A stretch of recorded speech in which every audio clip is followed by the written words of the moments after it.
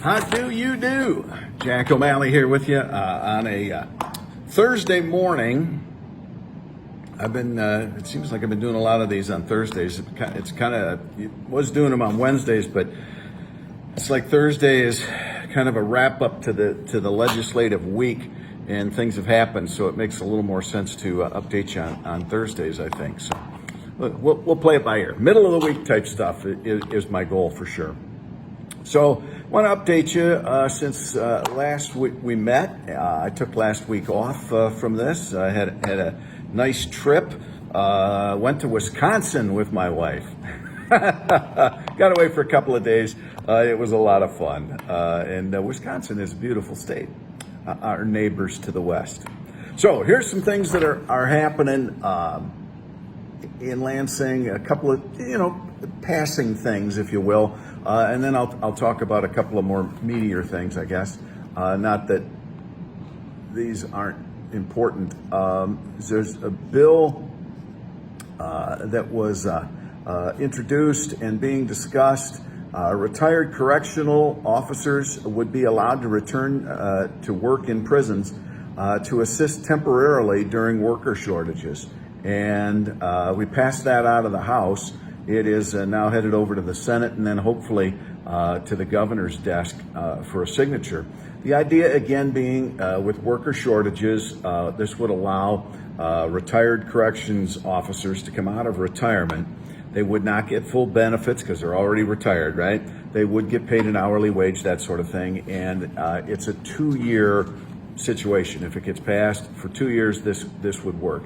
Hopefully to get our prisons through that worker crunch. So, and I know there can be all kinds of discussions about this, that, and the other thing, but I think that makes a lot of sense. We're seeing that. We're talking about it with teachers and other professions, state professions too. Let them come out of retirement for a period of time, in this case 2 years, to help during this shortage and while we get things figured out.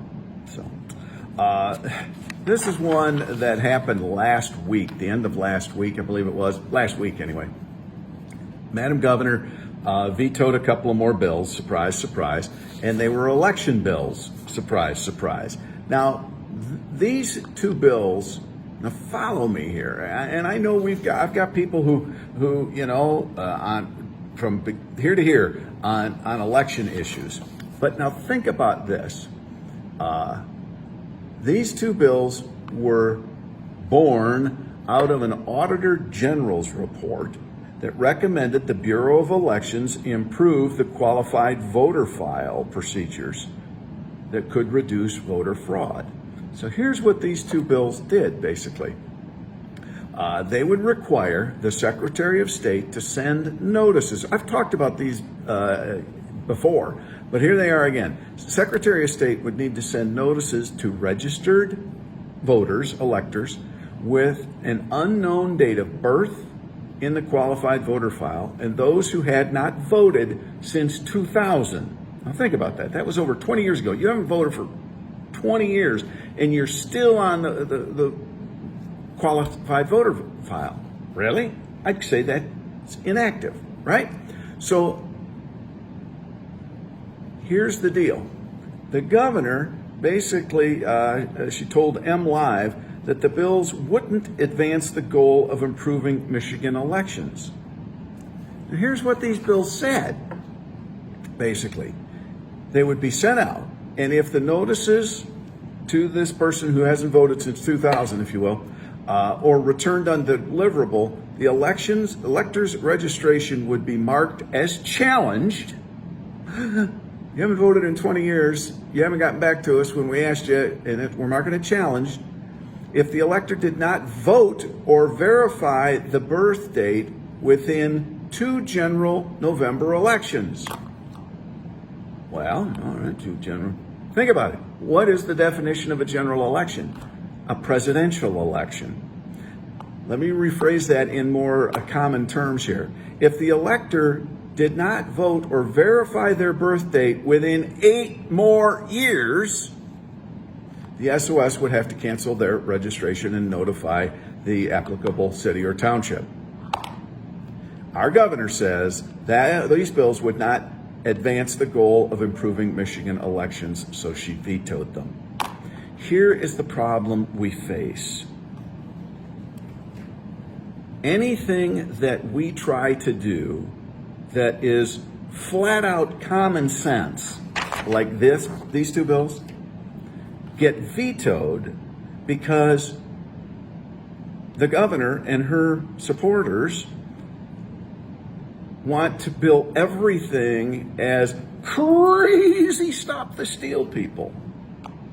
How about let's fix the problems? And that's what I have said from the beginning. Our system is very good. Our clerks are very good. Is it perfect? No. Are there things like eliminating somebody from the rolls who hasn't voted in 22 years, and by the time that they would be removed, it would be 30? Madam Governor, stop playing politics. Oh, Jack, what a funny line. All right, let's move on. This is a good note. My colleague, Scott Van Singel, is the chair of Transportation Appropriations. I'm chair of Policy.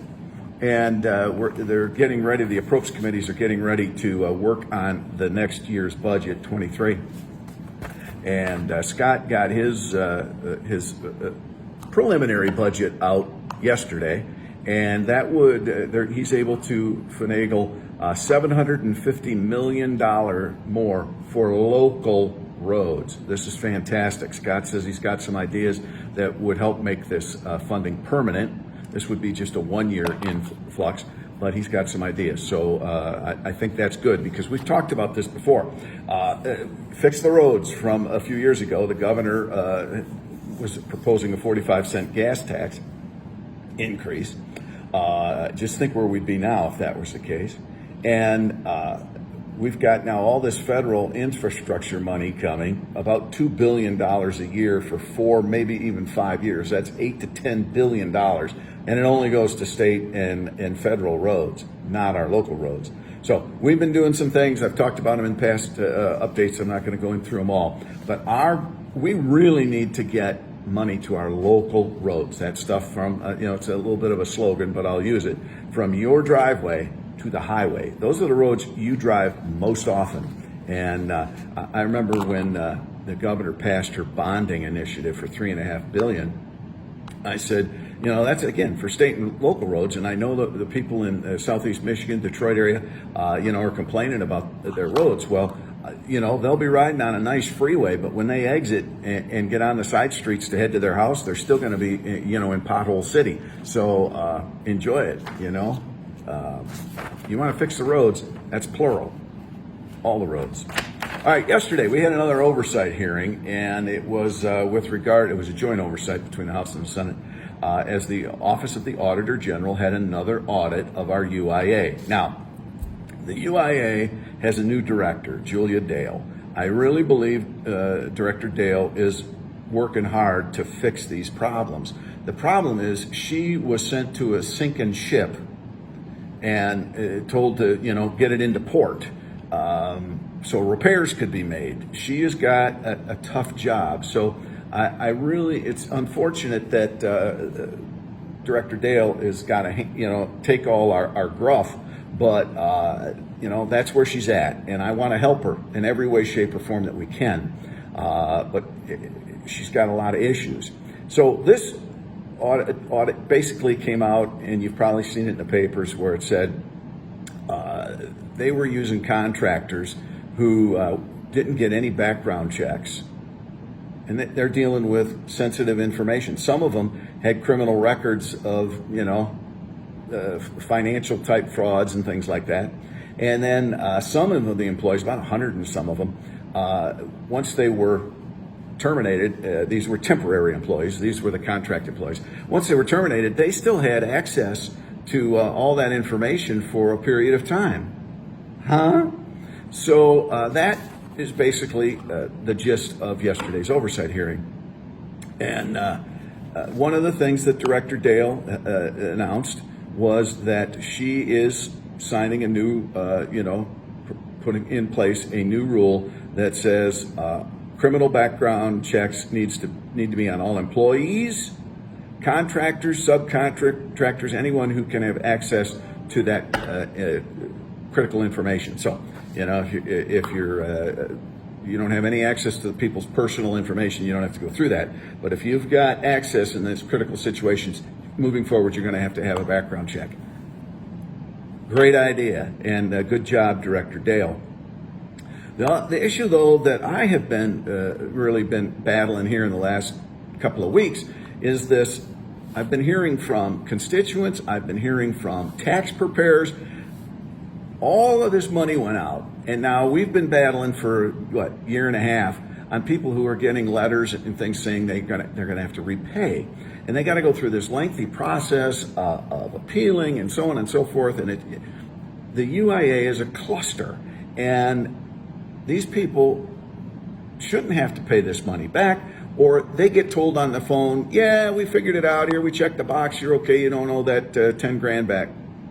Do you have really any confidence in a system that's taken you a year to work through? No. So if you go back on this Facebook page, you'll see I sent the director a letter that said, look, these people need peace of mind. You know that 98.9% of them are not going to have to pay this money back. You need to send them, just like you sent them in the mail that said, you owe money, we're coming to get you. You need to send them a letter that they can put in their file that says, Jack O'Malley, you are off the hook. You do not owe us anything. Sorry we bothered you. Now I have it here, as opposed to, what? Can you send me something? Right? So yesterday, the director said that, and when I get this, she's going to send me all the information, and when I get it, I will post it here so everybody sees it. But basically, of the 400,000 people that owe money back, they're putting a pause on all paybacks and or garnishings, and they will be sending out letters to about 390,000 of those folks that you should have by the end of the month. And again, don't quote me on the exact date here. Once I get specifics today, I'll make sure you know.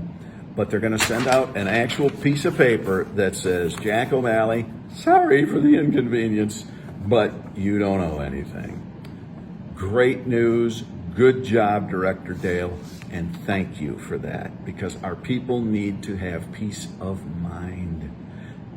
People who had never dealt with the unemployment system are now dealing with it. Big bad government is pounding on their door. They're scared.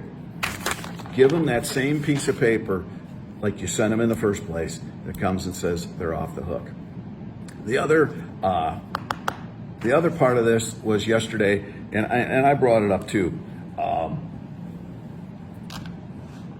Our joint committees are going to issue subpoenas for Director Gray, the guy who left and got the $85,000 payout, because nobody will tell you who or what, where, when, or why. And I said, look, somebody needs to be held accountable for this. Gray didn't even get fired. He was allowed to go out the back door, and they gave him an $85,000 hush agreement, non-disclosure. What? So we're going to issue a subpoena. Now we'll see if Gray comes in. We'll see if they absolve him of his, the governor absolves him of his non-disclosure clause. So stay tuned for that. But we are issuing a subpoena. I want to talk to Director Gray. I've got specific questions I want to ask him because, again, I don't think Director Gray was a bad guy. He was not a snidely whiplash who was there to screw everybody over. I believe he had reached his level of incompetency. He was not, if you will, a wartime general. When this hit the fan, he was totally inadequate for the job. And he made some very bad decisions. And I believe a lot of those bad decisions were actually made higher than his pay grade. those are the questions I want to ask. So UIA continues to be an issue, but right now I will tell you from my perch, Director Julia Dale is doing a pretty good job considering the crap she has to work with. So we'll see how it all plays out. But that's my update for this week. I hope you're well. I like that each day is getting a little bit warmer. I love winter, but I am ready for some spring and definitely some summer in northern Michigan. So happy Easter, everyone, and I'll check in with you next week.